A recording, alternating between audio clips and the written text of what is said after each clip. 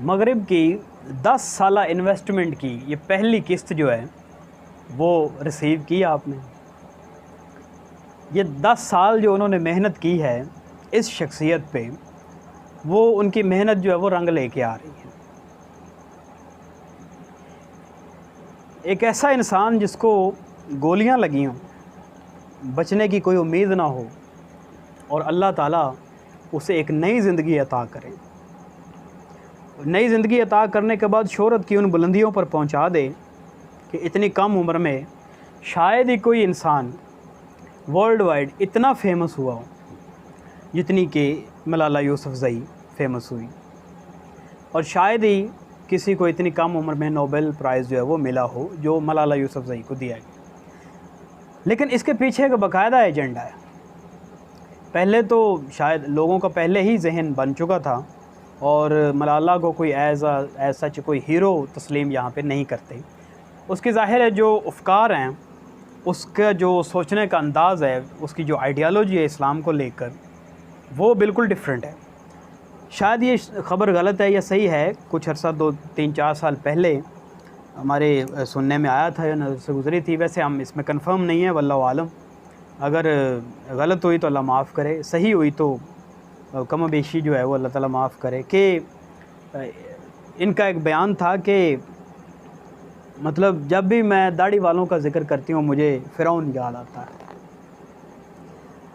तो अब उनकी 10 साल इन्वेस्टमेंट जो थी, ये पहली किस्त रिसीव हुई है कि जदीद फरमान जो है वो इकबाल ने शैतान के मुंह से कहलवाया ना कि किसकी ना उम्मीदी पे हुज्जत है ये फरमान जदीद, कि ये जदीद फरमान जो अब आया है कि मुझे नहीं समझ आती कि लोग शादी क्यों करते हैं। अगर किसी को कोई अच्छा लगता है, किसी को कोई पसंद है, तो वो उसके साथ पार्टनरशिप में क्यों नहीं रह सकता। देखिए ये बात करते हुए मुझे इतना यानी अजीब लगा कि तो गुस्सा आया कि मुझे पसीना आ गया, क्योंकि मैं यहाँ कोई एयर कंडीशन रूम में नहीं बैठा हुआ, तो इस माफ़ कीजिएगा। तो आप देख लें, ये उनका प्रॉपर एक एजेंडा है, और क्योंकि ये एक वर्ल्ड वाइड वॉइस है, इसको लोग सुनते हैं, देखते हैं, तो इसी के ज़रिए से अपने मकासद पूरे करेंगे ना। वो शैतान उसी के कंधों पर बंदूक रख के चलाएगा ना, जिसको लोग देखते होंगे, फॉलो करते होंगे। तो कभी आपने इस्लाम की हमायत में बयान सुना हो, कभी कश्मीर में जो जुल्म हो रहा है उसके ऊपर बयान सुना हो, कभी फ़िलिस्तीन में जो जुल्म हो रहा है उसके ऊपर बयान सुना हो, इज़राइल को लोग टेररिस्ट स्टेट इस वक्त कह रहे हैं, इनके मुंह से, इनके ट्विटर ने कभी ये लफ्ज़ बोला हो। हाँ, इस्लाम के बारे में डिफरेंट आपको बातें मिलेंगी। पाकिस्तान में मिलिटेंट्स ग्रुप की बातें ज़रूर करेगी, चाहे कि वो अब जो है अल्लाह के फजल व करम से ख़त्म हो चुके हों, लेकिन ये अभी भी ये कहेंगे कि वहाँ पे है, क्योंकि ज़ाहिर है जो जब यहाँ से गई है वापस ही नहीं आई, वहीं की होकर रहेगी, तो अडॉप्ट तो कर लिया ना। और बाकायदा मेडल्स और ये जो फेम मिल रही है, ये जो पैसे मिल रहे हैं, वो किसी मकसद से मिल रहे हैं ना। ये नोबल इनाम ऐਵੇਂ तो नहीं मिल गया, उसके पीछे कोई मामला होगा, तो उसके पीछे जो मकासद हैं वो हमें आहिस्ता आहिस्ता नज़र आएंगे। ये तो अभी पहली किस्त है, अभी आप आगे आगे देखिएगा होता है क्या। अभी तो होमोसेक्सुअलिटी की बात होगी, अभी लिविंग विदाउट वेडलॉक तो कर ही दी है कि पार्टनरशिप में रहें, यानी शादी करने की क्या ज़रूरत है।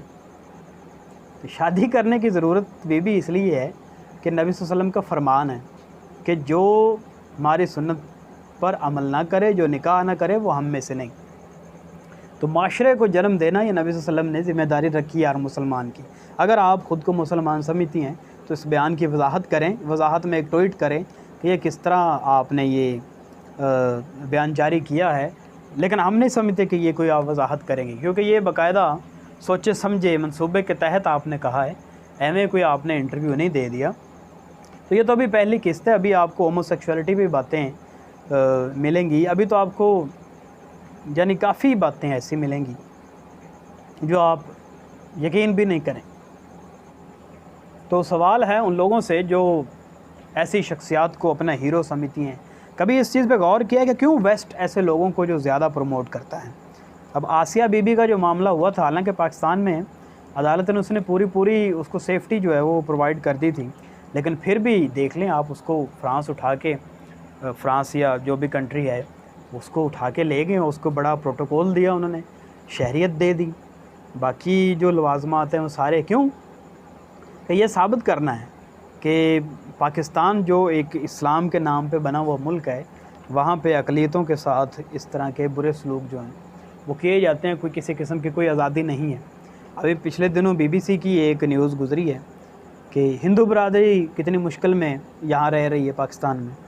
फिर रिसेंट 2-3 दिन पहले कि शिया होना पाकिस्तान में कितना मुश्किल है। यानी अच्छी कोशिशें अपनी तरफ से वो कर रहे हैं ये माइंड प्रोग्रामिंग करने की कि किसी तरह भी इस मुल्क के सियासी हालात और इसकी जो आइडेंटिटी है, इसकी जो आइडियोलॉजी है, इसको हिट किया जाए, इसको ख़त्म किया जाए।